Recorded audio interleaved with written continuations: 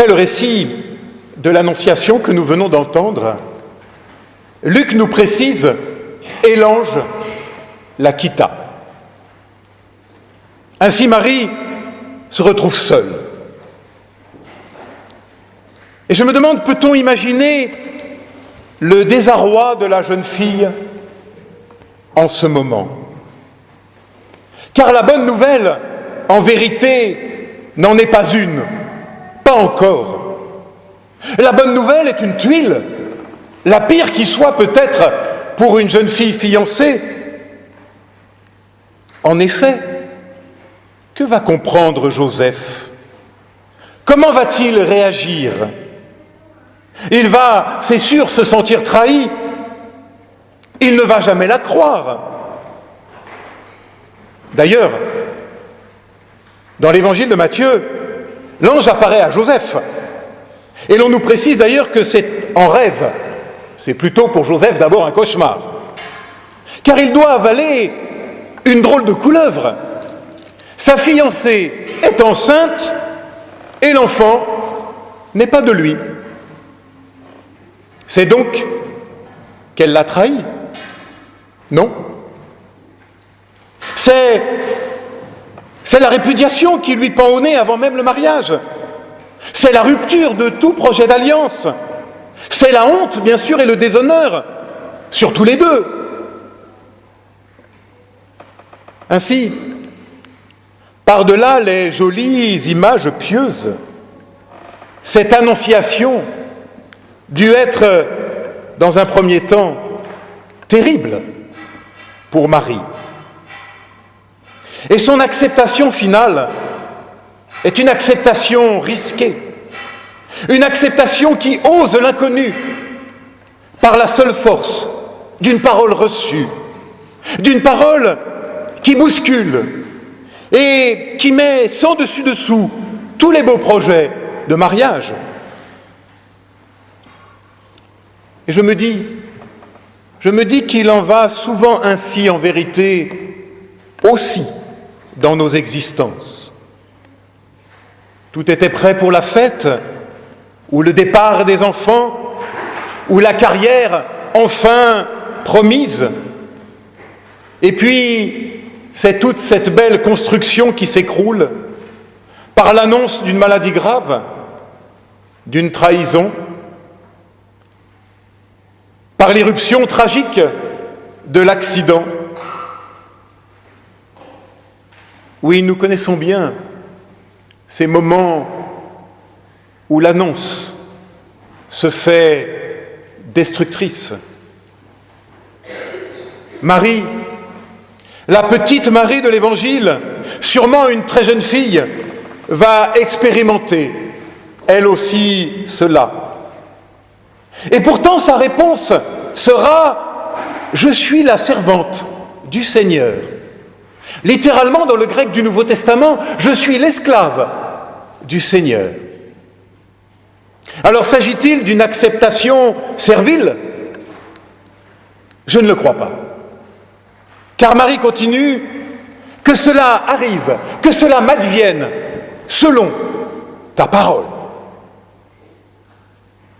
C'est en fait tout le contraire d'une acceptation servile, soumise. C'est l'acceptation d'une parole qui vient tout bouleverser, tout chambouler, tout transfigurer. Sa seule certitude, c'est que cette parole ne vient pas d'elle-même, mais d'un autre.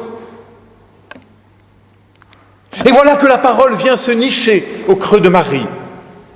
Elle vit les commencements d'une parole qui déjà lui échappe, ne lui appartient plus.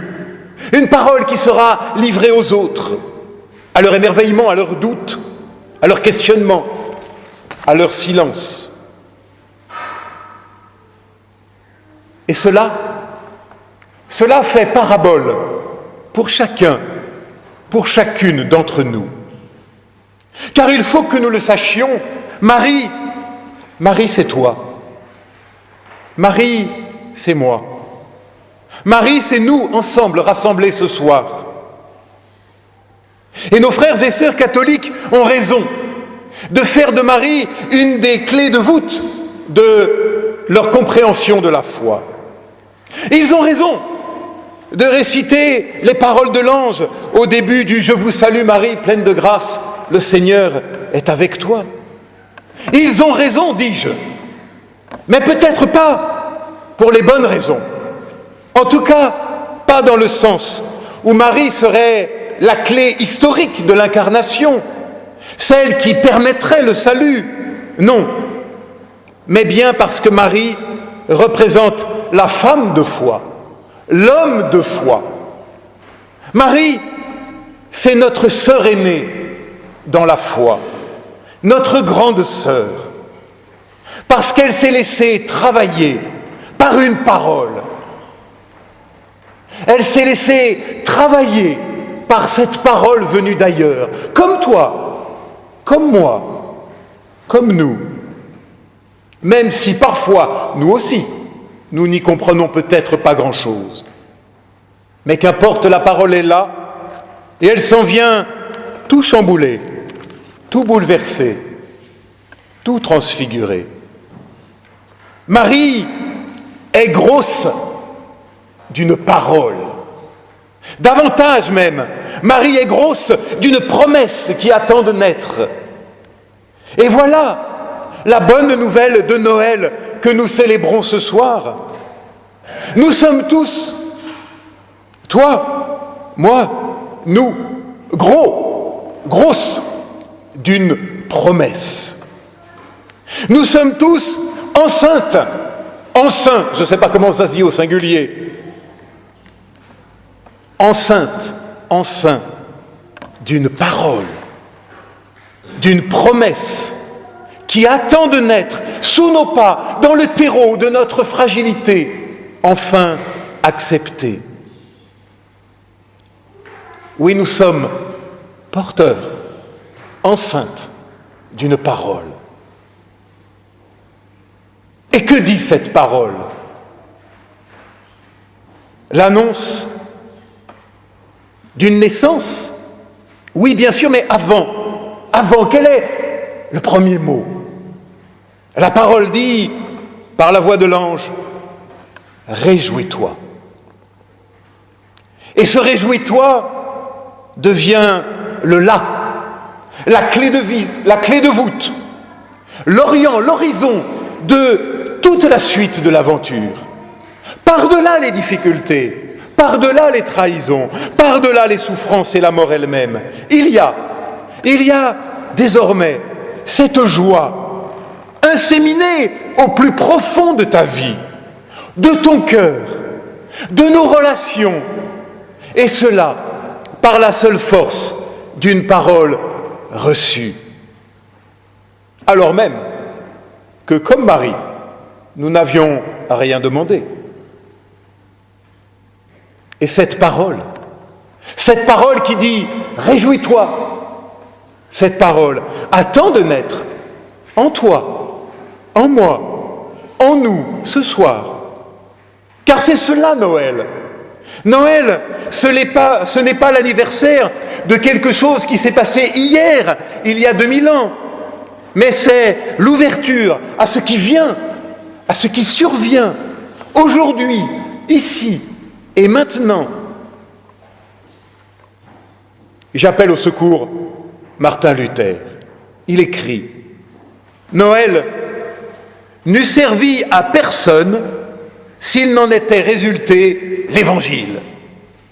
À savoir que la bénédiction soit dispensée à tous ceux qui, par l'Évangile, ont cru au Christ.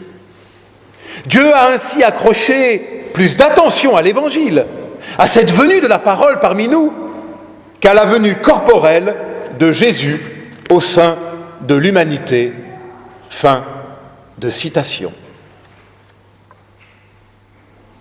Ainsi, c'est chacun d'entre nous, c'est chacune de nos existences qui peut et doit devenir une crèche où Dieu vient à naître en toi et par toi. Et cela malgré les ténèbres et les souffrances. Réjouis-toi. Réjouis-toi est donc le premier mot et l'horizon de toute la foi. kairé en grec. Kairo signifie se réjouir, être joyeux. C'est aussi une formule de politesse pour se saluer. Sois joyeux. Et je me dis, et si on essayait demain matin, en se levant, au lieu du traditionnel bonjour, de se dire « Réjouis-toi, sois joyeux ». Voici l'horizon, la promesse. Mais il y a aussi, dans le grec du Nouveau Testament, un jeu de mots avec le mot « grâce ». Kairo, charis. Mot qui vient d'ailleurs tout de suite après. Réjouis-toi, toi qui es pleine de grâce. La grâce. En hébreu, Hanan. Et le Hanan, c'est ce qui est beau, ce qui est charmant, élégant. C'est le charme de la femme aimée. C'est aussi l'allégresse, ce qui fait du bien. La grâce, avant de devenir la clé de voûte de la théologie de Luther, la grâce, c'est le sourire de Dieu. La grâce, c'est le sourire de Dieu sur ta vie, sur toi, sur moi. Et c'est cela Noël. Dans l'opacité de nos vies, découvrir, émerveiller le sourire de Dieu sur nos existences, sur toi, sur moi. C'est cela, le vrai cadeau de Noël, le sourire de Dieu. Puissions-nous vivre de ce sourire et devenir à notre tour semeurs de sourire. Joyeux Noël. Amen.